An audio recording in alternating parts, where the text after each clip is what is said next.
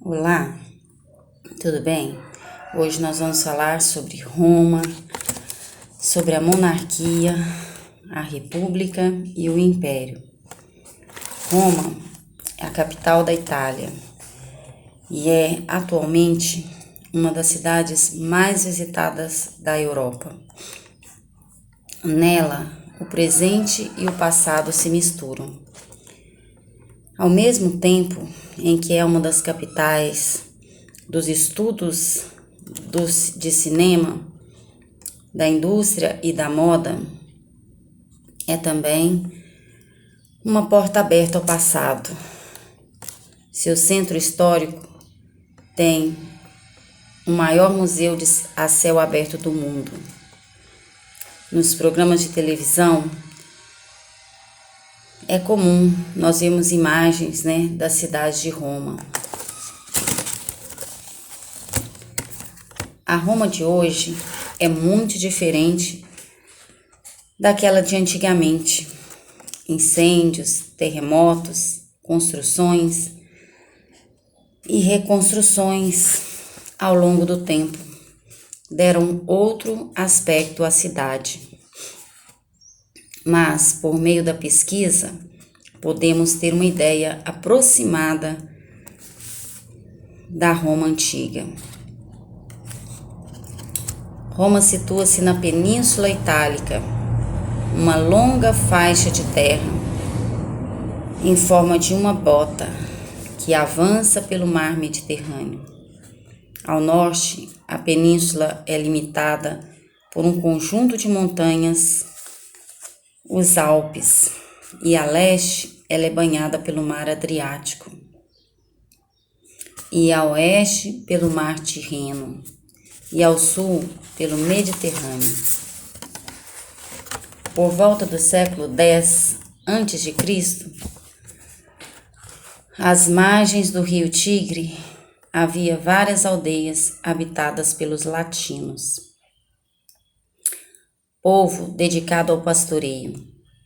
No século VIII a.C., ao se verem ameaçados pelos sabinos, seus vizinhos, os latinos, se uniram e fundaram a cidade de Roma. Nos primeiros tempos da monarquia, a cidade de Roma era o local onde ficavam os templos religiosos, e os chefes das famílias se reuniram para discutir assuntos de seu interesse. Por volta do ano 600 a.C., os etruscos se estabeleceram em Roma, como comerciantes ou prestadores de serviços. E aos poucos foram ganhando poder até conseguirem o governo da cidade. Durante o governo dos reis etruscos, Roma prosperou e foi modernizada. Drenaram-se pântanos, construíram-se redes de esgotos, altas muralhas e uma ponte ligando as duas margens do rio Tibre. Roma, que até então era um conjunto de aldeias, transformou-se em uma cidade próspera e protegida por uma muralha. Dos etruscos, os romanos assimilaram conhecimentos de engenharia, como o uso do arco nas construções. Durante a monarquia, a sociedade romana era formada basicamente por 4 camadas sociais: os patrícios, que eram os nobres romanos, donos de muitas terras e de gado, e os únicos a possuir direitos políticos. Os plebeus formavam a maioria da população e trabalhavam como pequenos agricultores, artesãos ou mercadores. Não tinham direito de participar do governo da cidade e podiam ser escravizados por dívidas. Os clientes eram servidores ou protegidos do chefe de uma família com grande poder e prestígio. Este chefe era chamado de patrono. Quanto mais clientes um patrono possuísse, maior o seu prestígio social e político. Havia ainda um pequeno número de escravizados, prisioneiros de guerra, pessoas que não conseguiam saldar as suas dívidas ou que tinham sido condenadas pela justiça. Nos tempos em que Roma era uma monarquia, o rei era a maior autoridade da cidade, mas ele não a governava sozinho. Além dele, havia o Senado, formado pelos chefes das principais famílias patrícias, e uma assembleia composta de soldados até 45 anos. Na Roma antiga, o cargo do rei não passava de pai para filho. Quando o rei morria, o Senado escolhia quem iria sucedê-lo, e a Assembleia se manifestava contra ou a favor. Portanto, o rei tinha o seu poder limitado pelo Senado e pela Assembleia. Os patrícios, que controlavam o Senado romano, nunca se conformaram com o domínio etrusco sobre Roma. E em 509 a.C., aproveitando-se do envolvimento dos etruscos em guerras com seus vizinhos, os patrícios derrubaram o rei etrusco Tarquínio, o soberbo, e fundaram a República. Com a proclamação da República, os patrícios passaram a controlar o poder, reservando para si os mais altos cargos do governo. A República Romana passou a ser governada por magistrados, pelo Senado e pelas assembleias. O Senado, ele era formado por 300 membros vitalícios, todos patrícios. Suas principais funções era controlar o tesouro público e propor a guerra ou a paz. Na República Romana, somente os patrícios podiam ocupar altos cargos no governo, isto é, os cargos de magistrado e de senador. Por isso, é considerado por alguns historiadores o principal órgão da República. As assembleias eram 3. A Assembleia das Tribos, que era a reunião dos cidadãos conforme o local de residência ou a origem, e elegia os questores e os edis. Tinha a Assembleia da Plebe, composta apenas de plebeus. Votava assuntos de interesses da plebe. E a Assembleia Centuriata, que era a reunião dos cidadãos em centúrias, que eram unidades dos exércitos. Segundo o grau de riqueza, votava as declarações de guerras, os acordos de paz. Mulheres e escravos eram excluídos da política e, portanto, não podiam participar de nenhuma dessas assembleias. Os plebeus eram maioria em Roma. Como cidadãos, pagavam impostos e serviam ao exército. Apesar disto, não podiam exercer nenhum cargo importante no governo romano. O casamento entre plebeus e patrícios também era proibido. Além disso, ao serem convocados para a guerra, os plebeus eram forçados a deixar suas pequenas propriedades e se endividavam. Enquanto não conseguiam pagar as suas dívidas, perdiam a terra e eram escravizados.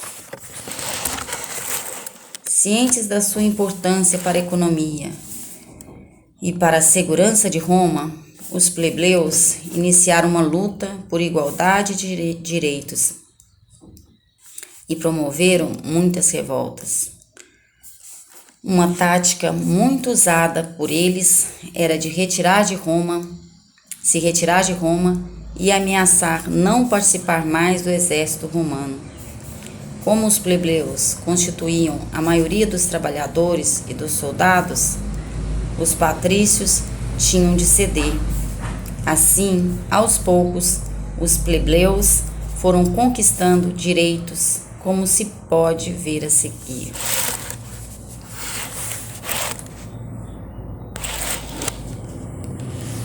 Os plebeus, eles ganhavam o direito de eleger um tribuno da plebe, onde eles defendiam, os interesses da plebe e podia anular leis contrárias a esses grupos sociais. Era o tribunato da plebe, algumas conquistas plebeias, Também conquistaram a lei dos 12 tábuas, primeiras leis escritas da história de Roma. Na verdade, eram inscrições em placas de bronze, com a lei Canuleia, permitiu o casamento entre patrícios e plebeus, e leis licínias. Uma lei determinava que um dos dois cônsulos tinha de ser plebeu. Outra cancelava parte da dívida que os plebeus tinham com os patrícios. Posteriormente, os plebeus conseguiram uma lei que proibia a escravidão por dívidas e outra que dava a eles o acesso a todas as magistraturas. Mas, como apenas os plebeus ricos tinham posses suficientes para fazer carreira política, somente eles conseguiam ocupar os principais cargos da República. Formou-se então um novo grupo social, composto de patrícios, plebeus enriquecidos. Desde cedo, os romanos guerrearam para se defender de seus vizinhos. Mas, com o aumento das lutas sociais e da participação política da plebe, os romanos passaram a guerrear com dois outros objetivos: a conquista de terras e o controle das rotas de comércio. Os povos vencidos eram transformados em aliados dos romanos e chegando, inclusive, a integrar o seu exército. Já as terras conquistadas eram convertidas em terra pública. Assim, entre os séculos 5 até o século 3 a 5 a.C., as legiões romanas conquistaram quase toda a Península Itálica.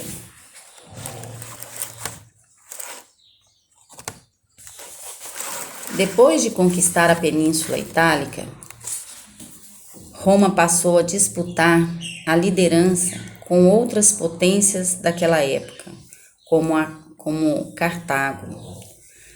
A disputa pelo controle do comércio no Mediterrâneo Ocidental deu origem a 3 guerras entre Roma e Cartago, as Guerras Púnicas. Assim chamadas porque os romanos denominavam os fenícios de Punice, ou seja, de origem fenícia.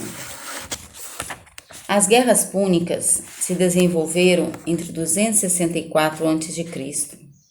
a 146 a.C. e foram vencidas pelos romanos. Após a vitória final, os romanos arrasaram a cidade de Cartago, venderam seus poucos sobreviventes como escravos e transformaram seu território em província romana. Desde conquistar terras a oeste, os romanos voltaram-se para leste, onde conquistaram Macedônia, Grécia e parte da Ásia Menor. No século I a.C., sob o comando do general Júlio César, completaram conquista da Gália, invadiram o Egito, o norte da África, e assim, em fins do século I a.C., os romanos eram os senhores das terras em volta do Mediterrâneo, mar que eles passaram a chamar de Nosso Mar. As conquistas trouxeram mudanças profundas na vida dos romanos, dentre as quais nós podemos destacar o enriquecimento do Estado romano, Impostos, terras, joias de ouro, prata e outros bens obtidos nas províncias. O fortalecimento de um novo grupo social, o dos cavaleiros, homens enriquecidos com o comércio, com a cobrança de impostos nas áreas conquistadas e com os serviços prestados ao governo de Roma. Grande aumento do número de escravos, prisioneiros de guerra e a concentração das terras conquistadas nas mãos de poucos. Com as guerras de conquista, milhares de prisioneiros de guerra foram trazidos para a Península Itálica. Os ricos tinham, às vezes, centenas de escravizados, pessoas das mais diversas cores e origens, gregos, macedônios, asiáticos. As terras e os escravos obtidos nas guerras originaram grandes propriedades escravistas na Península Itálica. Estas produziam vinho e azeite de oliva, que eram vendidos às províncias por altos preços. O administrador da grande propriedade era um capataz, geralmente um escravo com direitos que outros não tinham, como o de casar, por exemplo. É preciso dizer que na propriedade escravista, os escravos eram a maioria, mas havia também trabalhadores livres. A pequena propriedade camponesa, porém, não desapareceu, mas passou a produzir apenas para subsistência e para mercados locais. Durante a expansão romana pelo Mediterrâneo, ocorreram várias revoltas de escravos nos domínios romanos. Porém, o maior deles ocorreu em Capua, no sul da Península Itálica, e foi liberada por Espartaco. Espartaco foi capturado pelos romanos no norte da Grécia e tornou-se um gladiador.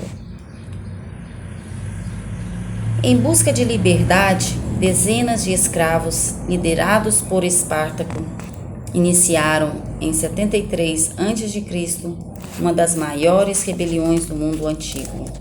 Milhares de escravizados e homens livres, pobres, aderiram à rebelião.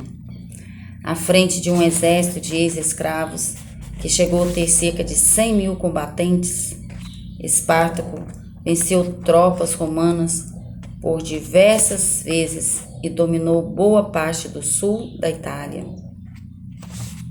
E em 71 a.C., os exércitos romanos se reuniram e conseguiram vencer os rebeldes. Com um castigo exemplar, Espartaco e cerca de 6 mil seguidores foram presos, crucificados e expostos ao longo da Via Ápia, estrada que ligava Roma a Capua. Para os homens ricos, as guerras traziam oportunidades de se tornarem ainda mais ricos, fosse obtendo terras, fosse cobrando impostos. Já para os pequenos agricultores, a guerra geralmente significava prejuízo. Muitos deles morriam combatendo a pé, e nas primeiras fileiras as que conseguiam voltar para casa. depois de anos de ausência, encontravam suas propriedades devastadas ou invadidas. Além disso, com o aumento da entrada de escravos, muitos camponeses ficavam sem trabalho e tiveram de se mudar para as cidades. Assim, o número de pobres nas cidades e nos campos aumentaram muito. Buscando resolver o problema, da concentração da terra nas mãos de poucos, em 133 a.C., o tribuno da plebe, Tibério Graco, propôs uma reforma agrária. Essa reforma limitava o tamanho da terra que um indivíduo poderia possuir e distribuía os lotes de terras entre os cidadãos pobres. A reforma teve total apoio dos camponeses, mas foi mal recebida pelos grandes proprietários. A tensão entre uns e outros aumentou, e em tumulto ocorrido em uma assembleia, Tibério foi assassinado. E em 123 a.C., Caio Graco foi eleito tribuno da plebe e deu continuidade à reforma iniciada por seu irmão Tibério. Além disso, conseguiu aprovar duas importantes leis que estendia a cidadania romana a alguns novos povos aliados e outros que obrigavam o governo a pagar o equipamento dos soldados que iam para a guerra. Com essas propostas, Caio Graco acabou atraindo inimigos poderosos e, ao perceber que ia ser morto numa cidade, pediu que um escravo matasse. Além do problema da terra, outro sinal da crise da República provinha do exército. E em 107 a.C., o general Mário promoveu uma reforma militar, instituindo o pagamento de salários a soldados. Com isso, muitos homens pobres alistavam-se como soldados permanentes. Além do salário, recebiam dos seus generais parte do saque realizado durante uma conquista de lotes de terra. Ao concluírem seu tempo no exército, assim, esses novos soldados se ligaram aos seus generais por laços de lealdade e solidariedade. Apoiados por suas tropas, os generais ganhavam força e passavam a disputar o poder político. E um dos generais que sobressaiu na época foi Júlio César, o conquistador da Gália. Aproveitando da sua enorme popularidade, em 60 a.C., Júlio César juntou-se aos generais Pompeu e Graso e formou com eles o primeiro triunvirato. Um acordo entre os três generais, pelo qual um se comprometia a ajudar o outro para controlar o poder em Roma. Depois de conquistar a Gália, Júlio César voltou a Roma, venceu as forças de Pompeu e tomou o poder. A seguir, exigiu que o Senado lhe desse o cargo de ditador e tomou medidas que aumentaram sua popularidade. A principal delas foi a doação de terras a milhares de ex-soldados e plebeus empobrecidos. Um grupo de senadores acusou César de trair a República e desejar a volta da monarquia, e, com base nisto, o assassinaram em 44 a.C. Com a morte de César, formou-se o segundo triunvirato, integrado pelos generais Otávio, Marcos Antônio e Lípido. General Otávio, Marco Antônio e Lípido. A disputa pelo poder opôs as tropas de Otávio as de Marco Antônio e Cleópatra, rainha do Egito.